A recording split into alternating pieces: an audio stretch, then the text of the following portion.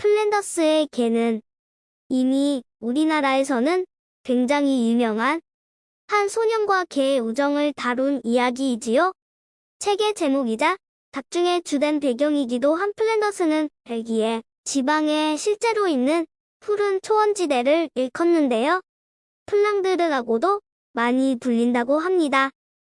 이 책의 글쓴이인 위다는 영국인이지만 이 책을 쓰기 위해 벨기에로 건너가 수개월 정도로 상자격에 불탔다고 하는데요.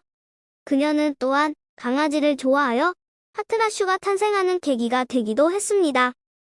플랜더스가 실존하는 지역이므로 당연히 작품 중에서 주인공인 네로와 마을 사람들의 특징이라던가 생활상 혹은 문화적인 부분 또한 19세기 후반의 플랜더스 지방 모습을 그대로 담고 있습니다. 가령 플랜더스에는 19세기 후반에서 20세기 초반까지만 하더라도 우유 수레를 끄는 개가 있었다고 하는데요. 그림처럼 보이는 이 이미지는 놀랍게도 실제로 당시 유럽 지방에서 찍힌 사진을 복원한 것이랍니다.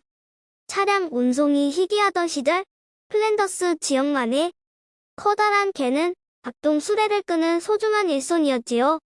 물론 파트라슈에 비해 훨씬 더 무섭게 생기기는 했네요.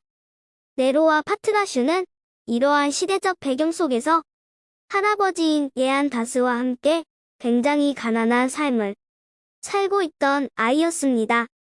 본디 전쟁 후유증으로 거동이 불편한 할아버지가 직접 우유 수레를 끌어야 하는 형편이었으나 전 주인에게 무자비하게 얻어맞고 버려진 파트라슈를 구해와서 다행이었지요.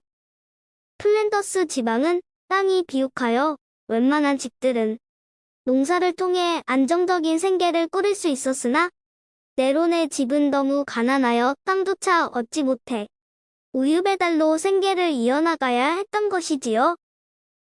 그럼에도 불구하고 네론은 워낙 착하고 싹싹하며 잘생기기까지 해서 비록 가난했지만 마을 사람들에게는 늘 사랑을 받았습니다.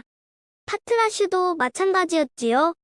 마을의 가장 부잣집인 방앗간의 딸 알로아 역시 네로의 친한 친구였는데요. 이 셋은 같이 어울려 놀곤 했답니다.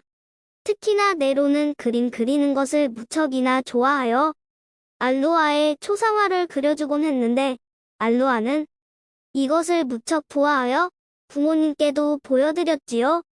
그러나 알로아의 아버지인 호제 씨는 가난한 집이 아들이 자신의 딸과 어울리는 것이 못마땅했고 더군다나 둘 사이가 이성적인 관계로 발전할까봐 네로와 알로아를 떨어뜨려 놓아버렸습니다.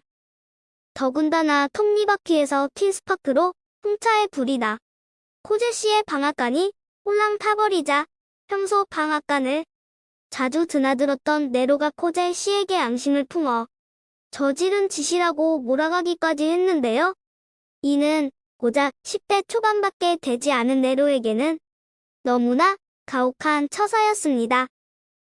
호제 씨의 앙금은 단순히 말해서 그치지 않고 마을 사람들이 더 이상 네로의 집에서 우유를 타먹지 못하게 했습니다. 안 그래도 가난했던 네로의 집은 생계수단이 아예 끊겨버린 것이지요. 결국 추운 겨울이 오자 몸이 쇠약하던 할아버지는 돌아가시고 네로와 파트라슈는 집세를 내지 못해 작은 오두막에서마저 쫓겨나고 맙니다. 그런 네로가 유일하게 품었던 희망은 바로 본인의 재능을 살려 상금 200프랑의 미술 대회에서 1등을 하는 것이었지요. 그러나 네로의 천한 신분의 상을 주기를 꺼려했던 심사위원들에 의해 이마저 낙선하고 맙니다. 결국 모든 희망을 잃은 네로가 추운 겨울길을 파트라슈와 함께 걷던 도중 우연히 파트라슈의 뛰어난 후각으로 눈 속에 파묻힌 지갑 하나를 줍게 되지요. 그것은 바로 방앗간 화재를 수리하기 위해 호제 씨가 은행에서 받아온 전 재산이었습니다. 네로는 그 돈을 몽땅 가짐으로써 호제 씨에게 복수함과 더불어 행복한 삶을 꿈꿀 수 있었지만 그러지 않고 즉시 방앗간에 돌아가 알로아의 어머니에게 지갑을 돌려주었습니다. 그러고는 파트라슈만 집에 맡긴 채 본인은 추운 겨울길을 걸어 시내의 성당으로 향하게 되지요.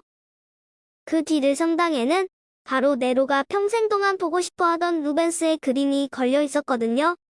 지갑을 잃어버리고 집에 돌아온 코제 씨는 몹시 화나고 절망한 상태였으나 알로아의 어머니가 지갑을 주며 자초지종을 설명하자 그만 자리에 주저앉고 맙니다. 본인이 그토록 못되게 굴어왔던 파트라슈였기 때문인 걸까요?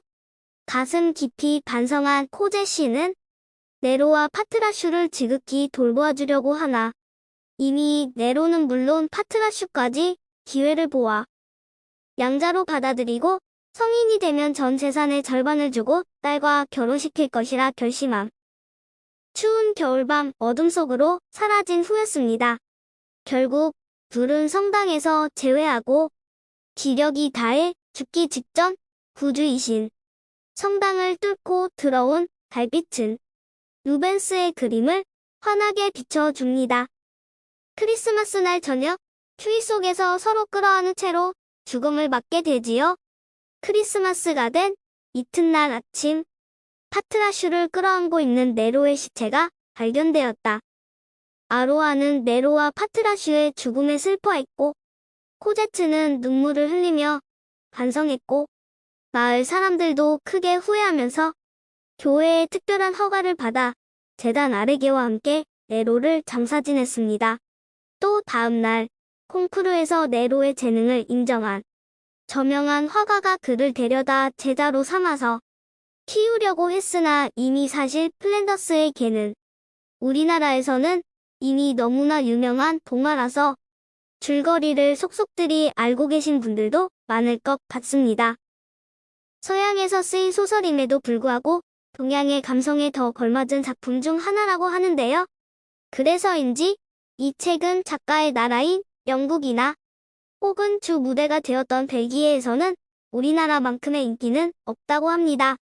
유럽을 비롯한 서양 국가들은 아무래도 청소년들의 독립 시기가 더 빠르고 개인에 대한 책임을 중시하다 보니 네로가 무기력하게 얼어 죽어간 것을 비판하며 스스로 살아남을 방법을 찾아나가야 했다고 비판하기도 하는 것이지요.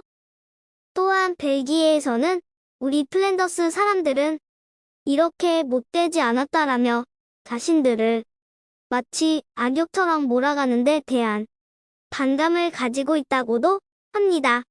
똑같은 작품이어도 이렇게 보는 시각이 다양한 부분은 참으로 흥미롭지요.